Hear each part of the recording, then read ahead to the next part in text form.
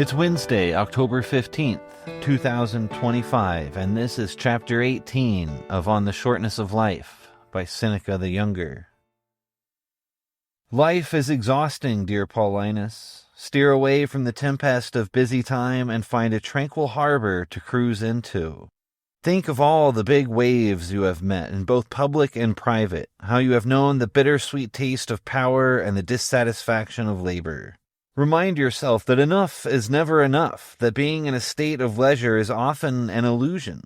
Most of your life is given to society, but save some time for yourself.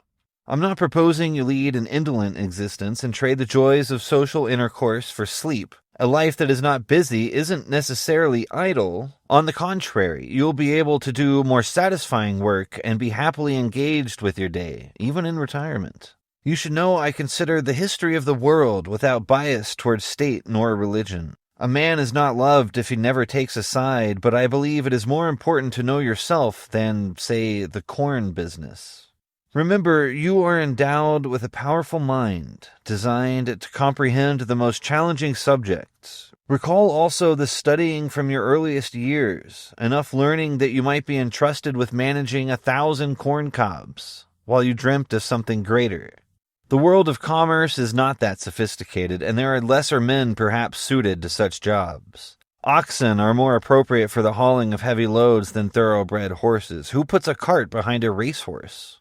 Remember, this is no easy task we are talking about here. People who are hungry, for example, do not listen to reason and have little patience for the law. I wager that within a few days of his death, Gaius Caesar's ghost was racked with guilt because the Roman people had barely enough food and provisions for a week. A paltry inheritance from a leader who spent his rule building bridges out of boats and squandering the empire's resources. Caesar's grandiose reign was paid for by the Romans, who he left to scratch for morsels in desperate starvation.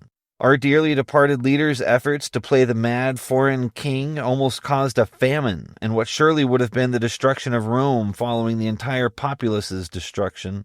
How would the owners of the corn market feel if they had to face rocks, swords, fire, and a Caligula? With cunning but necessary subterfuge, they hid the grim inheritance Caesar had left to the state.